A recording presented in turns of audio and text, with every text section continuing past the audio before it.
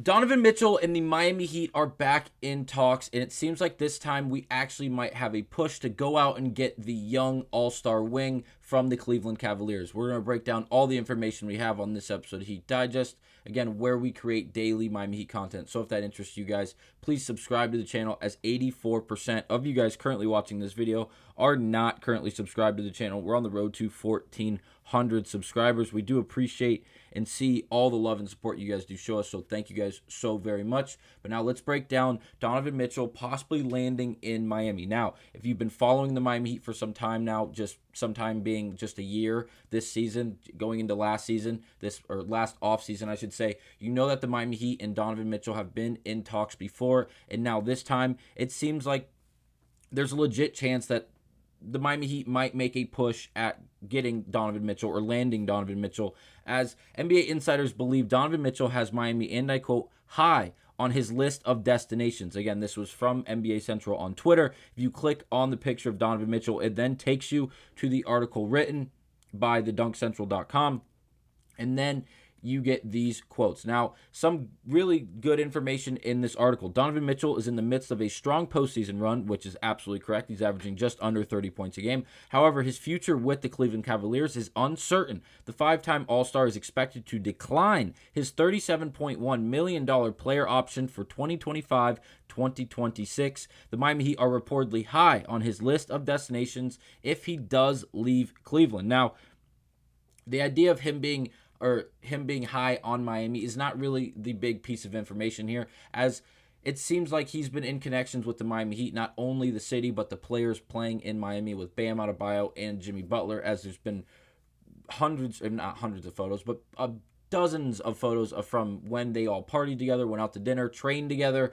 down here in South Beach and around in the country all together. And it seems like, hey, they're growing a better relationship. It seems like there's a chance that Donovan Mitchell might want to play, or these players might want to link up and play together. And it just seems like the most appropriate landing zone out of the possible destinations right now is obviously Miami, as we do have Bam, we do have Butler, and then Cleveland obviously does have that one piece in Donovan Mitchell. But the article doesn't end there. Despite this, his long-term future appears to be elsewhere, bearing a deep postseason run.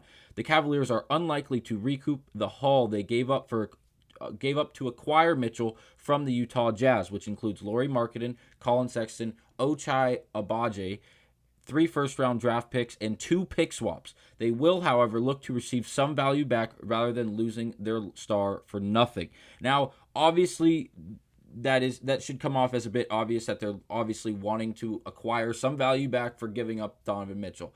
That is clear as day. You don't want to just give up your all-star level shooting guard, your wing defender, two-way player, if you will, for absolutely nothing. That would just be ludicrous. That would be absolutely ridiculous. But again, to get a trade package back as big as the one they gave up to Utah would be very impressive, to say the least, because Colin Sexton and Lauri Markkanen are obviously 2 great players for Utah. Markkanen is coming into really his own out there, and Colin Sexton is doing a great job playing the point guard position, being really that two-way player, that dog on defense, who really is just a pest on the defensive end. And then, not to mention, 3 first-round draft picks and 2 pick swaps is substantial. Like, that is a massive haul in its own, let alone the players that obviously went with it. And it doesn't end there. If Cleveland hopes to maximize his value, a move will likely take place this summer. Their Eastern Conference semifinals matchup against the Boston Celtics, which kicks off Tuesday night, could decide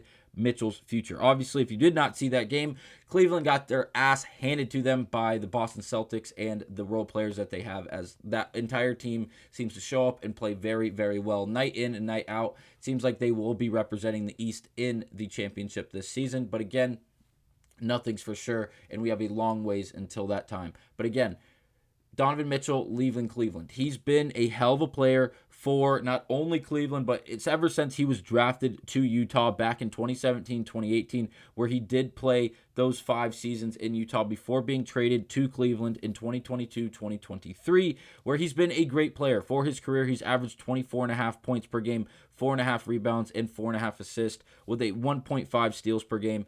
Yes, the turnovers are right under 3 for his entire career, but again, very consistent, to say the least. He did have a 3 turnover year. Everything else has either been 2.76, 2.6, or 2.8. Overall, a really great performer in Donovan Mitchell. He's a great player, no doubt about that. Obviously, this season he averaged 26.5, 5 rebounds, and 6 assists while shooting 46.2% from the field. Again, the biggest really highlight in out of Donovan Mitchell is not the fact that he averages 26.5 points, 5 rebounds, or 6 assists. It's the fact that he's 27 years old, and 2, he's a great defender. He's accepting to play the defense, accept the challenge on defense, I should say. And that's what really not only the Miami Heat specifically, but really every team in the NBA wants. If you can score the basketball, that's great. Like if you're Luka Doncic, that's great. You can score at will, but when it comes to the defensive end, you're not the greatest defender, and because of that, you become a liability. Something along the lines of Tyler Hero.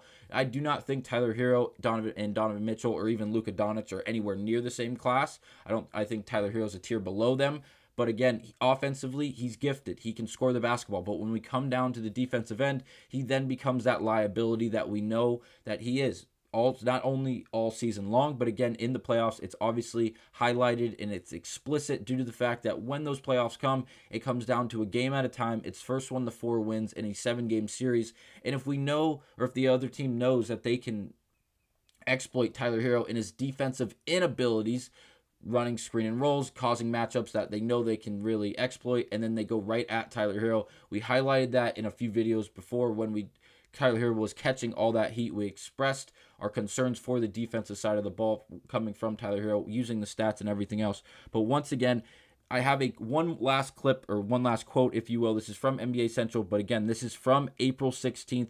This is not the most recent clip or recent quote in the world, but again, thought it was very important in making this video due to the fact that it says, Donovan Mitchell says NBA players are judged by making the conference finals and NBA finals, going on to say, and I quote, "You're judged by conference finals and finals." That's my mindset. That's kind of where I'm at and where my head is. First round, second round, it's cool. I'm taking it one round at a time, but my goal is to make the conference finals and go to the NBA finals. You know what I mean? And that's what I'm judged on. And again, is he wrong? Not really. He's pretty right. If you get to the first round, that's cool. And you get bounced, you're not the topic of conversation into that month of late May, early June, mid-June. And that's really where the legends and all that aura is created, if you will. Like, yes, you can be a great regular season player. You can be a great first round player, but if you can't propel your team to get to that second, third, and then fourth round in the playoffs, and then to the championship, are you really going to have that really sustained legacy where you were this great player for the entirety of your career? You produced wins for a team. You produced winning championships for your team. You were just this upper echelon type of player, is what he's really saying. When you get to those deep playoff runs and you are the reason behind it, and not only because you're on a great super team or this and that, but you're able to produce wins when you're on the floor by playing effectively, getting to deep playoff runs, beating good team after good team in series that really come down to a science. When they, like I just mentioned earlier, each team wants to exploit your weak spots, and that's what the point is. And you're trying to take advantage of the problems that each team may have defensively or even offensively for that matter. And then you want to be able to win methodically while being effective.